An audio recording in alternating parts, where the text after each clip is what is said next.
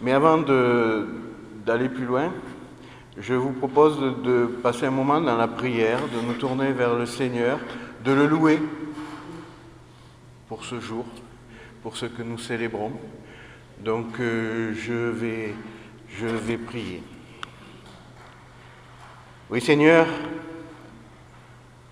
nous célébrons aujourd'hui quelque chose de très spécial. Seigneur, tu es venu sur la terre. Tu as accepté de prendre cette condition d'homme qui est la nôtre, toi qui es Dieu.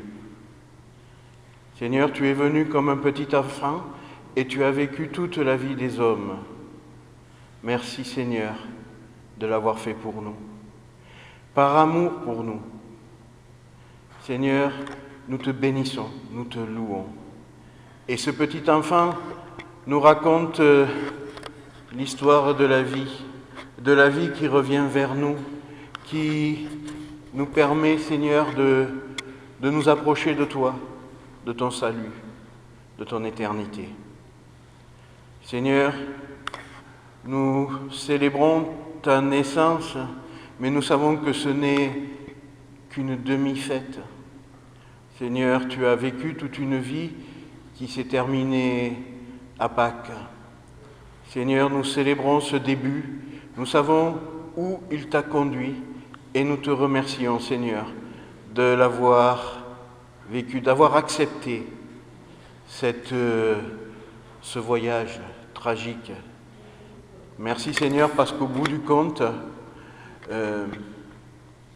tu as la victoire.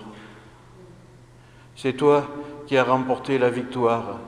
Déjà, ta venue sur la terre était un miracle.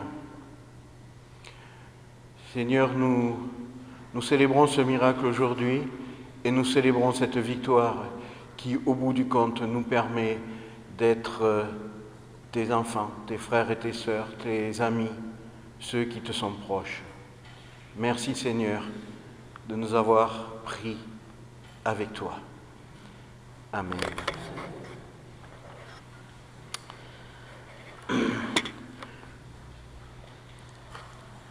Alors je vous propose une lecture.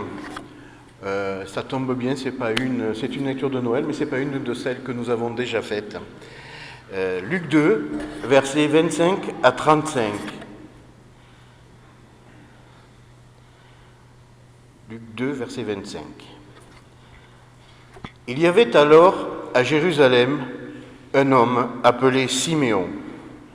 C'était un homme juste et pieux. Il vivait dans l'attente de la consolation d'Israël et le Saint-Esprit reposait sur lui. L'Esprit Saint lui avait révélé qu'il ne mourrait pas avant d'avoir vu le Messie, l'envoyé du Seigneur. Poussé par l'Esprit, il vint au temple. Quand les parents de Jésus apportèrent le petit enfant pour accomplir les rites qu'ordonnait la loi, Siméon le prit dans ses bras et loua Dieu en disant : « Maintenant, Seigneur, tu laisses ton serviteur s'en aller en paix. Tu as tenu ta promesse, car mes yeux ont vu le salut qui vient de toi et que tu as suscité en faveur de tous les peuples. Il est la lumière pour éclairer les nations. Il sera la gloire d'Israël, ton peuple. » Le père et la mère de Jésus étaient émerveillés de ce qu'il disait de lui.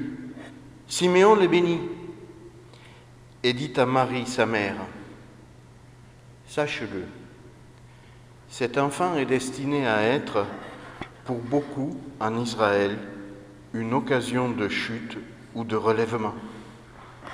Il sera un signe qui suscitera la contradiction. Ainsi seront dévoilées les pensées cachées de bien des gens. Quant à toi, tu auras le cœur comme transpercé par une épée. » Alors ceux qui me connaissent le savent, je ne suis pas un fan de Noël. Il y a plein de raisons objectives à cela. Noël est une fête inventée qui a été plaquée sur le christianisme naissant. Malgré les invraisemblances qui découle de la date choisie, alors je vous le rappelle, nous sommes aujourd'hui le 25 décembre, des hommes mal affermis dans leur foi ont décidé de coopter une fête païenne sans aucun ordre de Dieu dans sa parole, sans aucune tradition vétérotestamentaire pour servir d'appui. On a créé ex nihilo une fête, un anniversaire incertain, Noël. Alors je passe, on m'a dit de faire court. Habité de ces pensées contrastées, la fin du mois de décembre m'a souvent trouvé d'humeur morose. Et cette année encore, bien que je fasse des efforts, le cœur n'y serait pas si je ne l'avais ligoté au tronc d'un sapin et fait garder par un bœuf et un âne qui ne savent pas trop ce qu'ils font là. Est-ce bien raisonnable? Est-ce juste? Parce que quand même, il y avait une bonne raison d'inventer une fête. Emmanuel, Dieu avec nous. Même s'il s'appelle Jésus, Jésus-Christ, pas le petit Jésus. Il n'y a pas de petit Jésus. Jésus a toujours été grand, immense. Même bébé, il était Dieu. Dieu avec nous, Emmanuel. Ne rendons pas anodin ce qui ne l'est pas. Ce petit bébé, c'est Dieu descendu sur terre, incarné. Ce n'est pas rien, et c'est important de le dire. Peut-être même que cela justifie la fête pitoyable, car trop ancrée dans l'illusion que nous nous obstinons à célébrer. Noël serait-ce donc finalement une fête mal née mais nécessaire? En fait, je crois qu'un malentendu peut en cacher un autre, un qui est écrit et que l'on a enterré le jour où cette fête est devenue universelle. Noël n'est pas une fête pour tous. Pour certains, elle est la marque de la plus grande, de la plus profonde des bénédictions. Mais pour la majorité, elle est l'annonce d'une ruine inéluctable. C'est ce qu'un faible vieillard inattendu nous dit ce matin. Mais sommes-nous prêts à faire cas de ce qu'il dit, de tout ce qu'il dit? Ou là encore, allons-nous nous obstiner à faire un tri pour ne garder que ce qui est souriant, comme si nous voulions savourer que la farce au cœur de la dinde? Siméon parle et il y a cela. Maintenant, Seigneur, tu laisses ton serviteur s'en aller en paix. Tu as tenu ta promesse, car mes yeux ont vu le salut qui vient de toi et que tu as suscité en faveur de tous les peuples. Il est la lumière pour éclairer les nations. Il sera la gloire d'Israël, ton peuple. Alors là, ça va. Mais il y a aussi cela. Cet enfant est destiné à être, pour beaucoup en Israël, une occasion de chute ou de relèvement. Il sera un signe qui suscitera la contradiction. Ainsi seront dévoilées les pensées cachées de bien des gens. Quant à toi, Siméon s'adresse à Marie, tu auras le cœur comme transpercé par une épée. La bonne nouvelle de Noël n'est pas une bonne nouvelle pour tous. Elle parle de relèvement pour certains, mais pour certains seulement.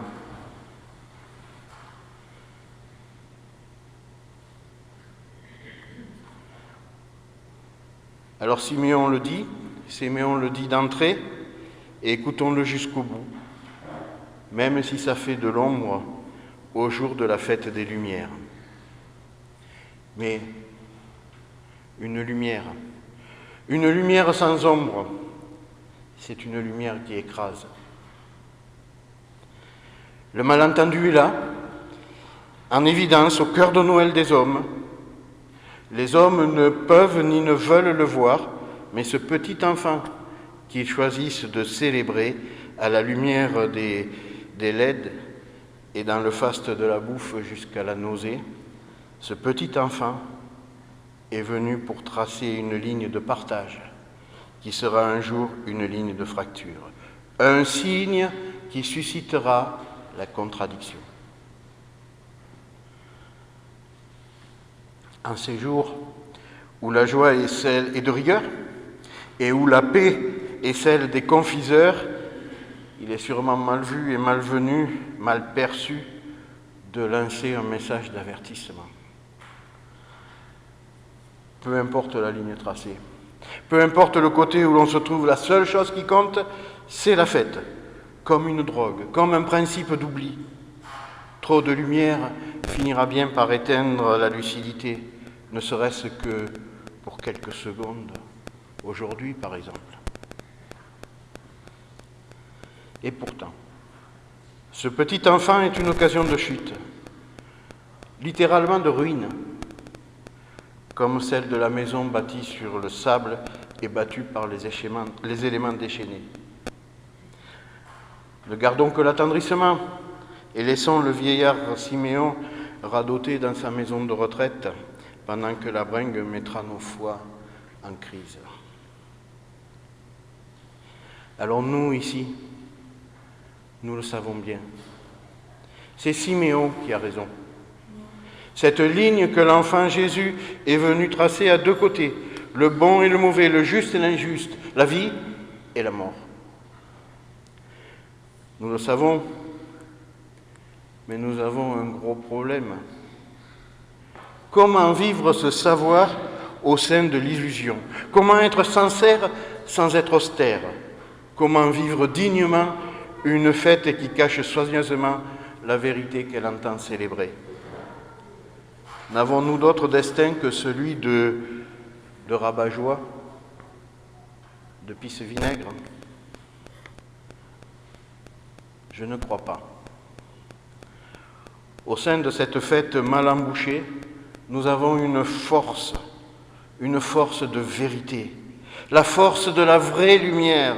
Nous avons pour seul programme d'aimer, de vivre l'amour.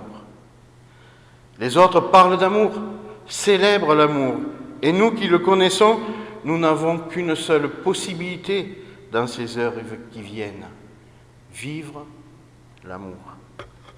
Le vivre en esprit, le vivre en vérité. Vivre l'amour, vivre dans l'amour la fête illusoire des hommes. C'est difficile, car l'exercice de la bringue nous trouve gauche et emprunté, empêtrés dans notre sincérité, convaincus, ne sachant pas convaincre. Il nous faudrait un programme, une recette. Réjouissez-vous avec ceux qui se réjouissent. N'aspirez qu'à ce qui est élevé, mais laissez-vous attirer par ce qui est humble. Romains 12, versets 15 et 16, un peu. C'est ainsi que nous vivrons dignement, pleinement, sincèrement ces heures qui viennent, et l'amour véritable sera au rendez-vous. Il scintillera au détour de la brillance glacée des lumières électriques. Réjouissez-vous avec ceux qui se réjouissent.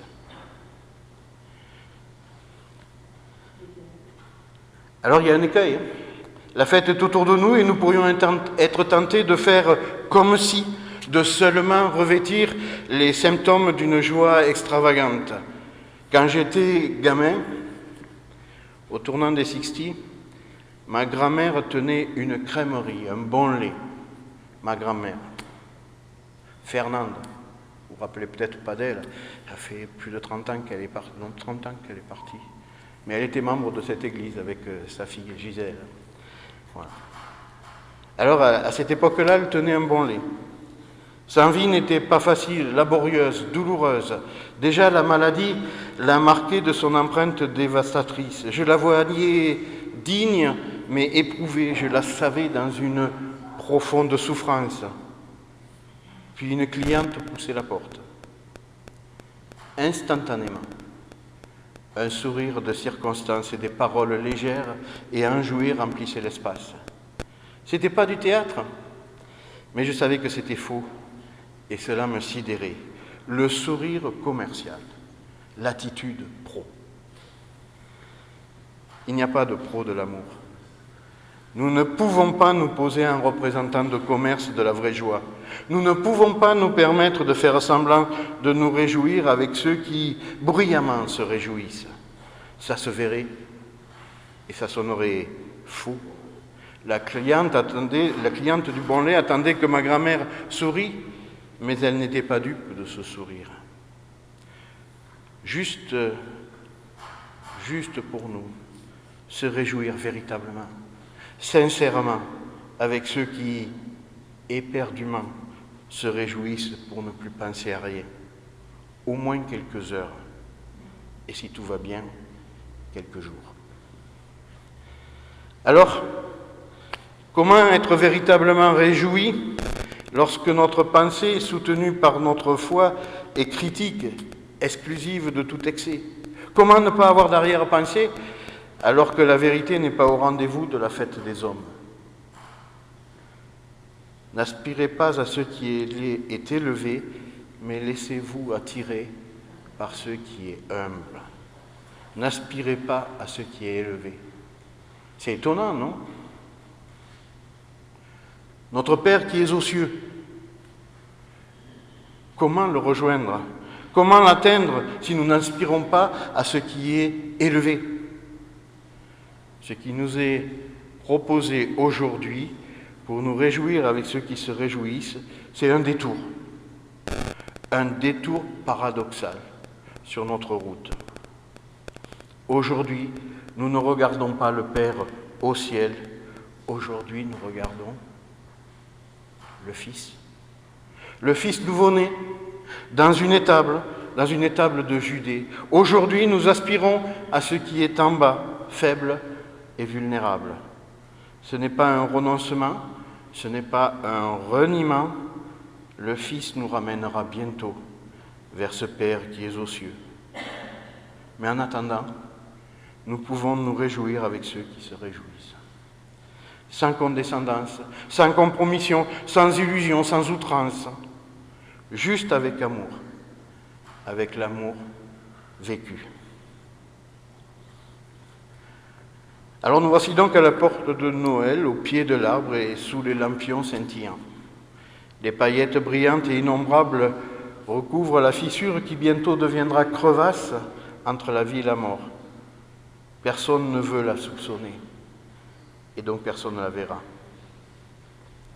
Siméon, où es-tu, Siméon? Alors on s'en fout un peu maintenant. Nous, on est avec le Fils, avec le nouveau-né dans sa mangeoire, dans son étable. On est avec tous les curieux et tous les badauds faussement intéressés. Il y a de la lumière, beaucoup de lumière, scintillante et glacée, électrique et figée. Et nous sommes là, avec notre lumière à nous. Juste une petite bougie, bien vacillante, allumée à la crèche de Bethléem. Une petite bougie qui, en plus de briller, nous réchauffe. Une lumière humble et fragile, mais une lumière en plus, quand même, incontestable, incontournable. Les hommes, Noël est là, les hommes sont là, et nous aussi nous sommes là. La fête nous est tendue, offerte, clairement. Nous la saisirons sans illusion, mais sans affectation. Nous nous réjouirons avec ceux qui se réjouissent, sincèrement, de tout notre cœur. Parce que oui, bien sûr, voici Noël. Oh, quel beau jour! Jésus est né, quel grand amour! C'est pour nous qu'il vient sur la terre, qu'il prend sur lui notre misère. Un sauveur nous est né, un fils nous est donné. Amen. Alors comment on fait maintenant? Oui, d'accord. Alors, Je vous propose, avant de terminer ce culte, par la prière et puis la bénédiction, puis nous chanterons un dernier cantique, je vous propose un chant, et vous resterez assis, celui-là, parce que ce n'est pas vous qui chanterez. Nous allons écouter Julia, qui va chanter pour nous un chant dont le titre est Cantique de Noël. Hein, c'est ça le titre.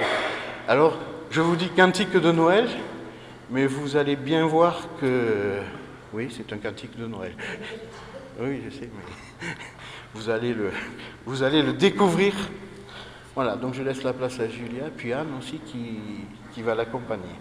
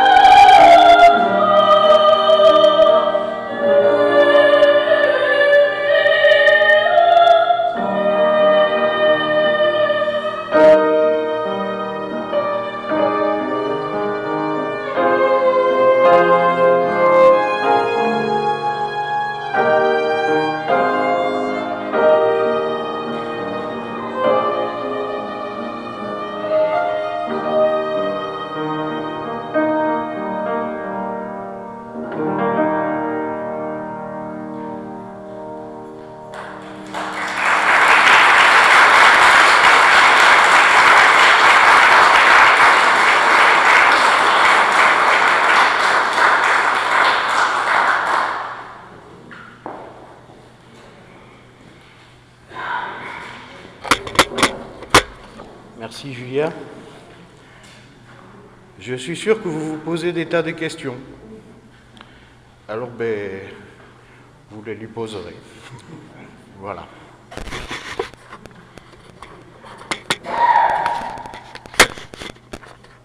Je vous propose de prier.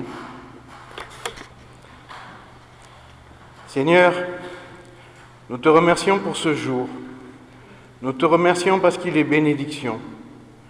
Seigneur, nous te demandons maintenant, au moment où nous allons continuer à vivre cette fête, nous te demandons de nous accompagner. Nous te demandons, Seigneur, de nous donner peut-être les mots, les pensées, tout ce qui est nécessaire pour que ce que tu es vraiment soit reconnu autour de nous. Nous te demandons, Seigneur, de nous inspirer par ton esprit, même pour vivre cette fête.